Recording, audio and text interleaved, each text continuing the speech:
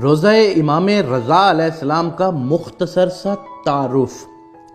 بادشاہ امام رضا علیہ السلام کے حرم کا کل رقبہ 240 ایکڑ ہے، یعنی 1920 کنال۔ حرم پاک کا ایک چکر 4 کلومیٹر کا پیدل سفر بنتا ہے۔ سڑک جہاں سے ختم ہوتی ہے وہاں سے حرم پاک میں داخل ہوں تو دنیا کا سب سے قیمتی پتھر لگا ہوا ہے۔ وہ گرینائٹ لگا ہوا ہے جو گرمیوں میں ٹھنڈا رہتا ہے اور سردیوں میں گرم ہوتا ہے۔ صحن کے باہر جو ابتدائی دروازے ہیں وہ اتنے قیمتی لکڑی کے ہیں جو دنیا کے کسی بھی بندے کو دستیاب نہیں ہیں۔ پھر جب صحن ختم ہوتا ہے تو آگے شروع ہو جاتا ہے حرم۔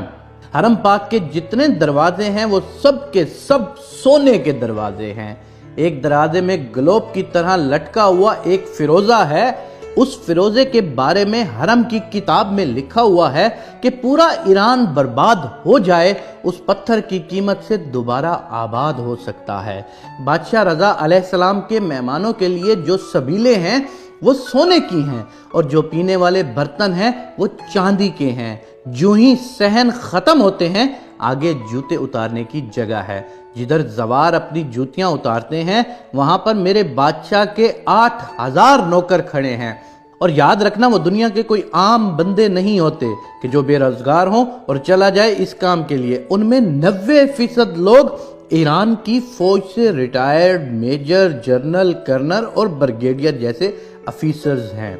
وہ ریٹائرمنٹ لے کر درخواست دیتے ہیں کہ ہمیں پینشن نہ دے، بادشاہ رضا علیہ السلام کے زواروں کی جوتیاں اٹھانے کی نوکری دی جائے۔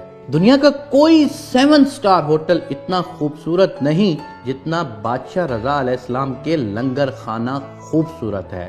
جہاں تک میں نے ایک عالم دین سے سنا تھا کہ وہاں پر زوار کی عرش کے فرشتے مہمان نوازی کرتے ہیں۔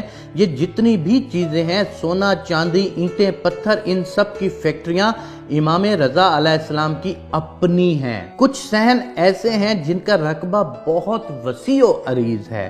ان کو صحن بزرگ کہتے ہیں۔ اذہان میں جو بزرگ، ضعیف یا معذور زوار مہمان آتے ہیں ان کے لیے صحن میں امام رضا علیہ السلام کی گاڑیاں کھڑی ہوتی ہیں، اس لیے کہ میرا زوار چل نہیں سکتا، اسے سواری پر لے کر آؤ۔ 3 منزلوں پر محیط ہے میرے بادشاہ رضا کی زری مبارک۔ ان تینوں منزلوں کی زیارت کی جاتی ہے۔ ان تینوں منزلوں پر دنیا کی ہر کرنسی، روپیہ، یورو، ڈالر، ریال، دینار، پاؤنڈ وغیرہ ہر قسم کی کرنسی سے بھری ہوئی پڑی ہوتی ہیں یہ تینوں منازل۔ ایران پر تقریباً 44 سال سے پابندیاں ہیں۔ ایران بادشاہ رضا کی جوتی کا صدقہ آج تک غریب نہیں ہوا۔ مملکت ایران مقروض ہے۔ اس 8ویں امام کی لاکھوں کی تعداد میں مولا کی فیکٹریوں میں ایرانی لوگ ملازمت کرتے ہیں۔ کروڑوں گھر امام رضا کے سہارے سے پلتے ہیں۔ 4 کلومیٹر میں پارکنگ ہے جہاں پر صرف وہاں پر کام کرنے والے نوکروں کی گاڑیاں کھڑی ہوتی ہیں۔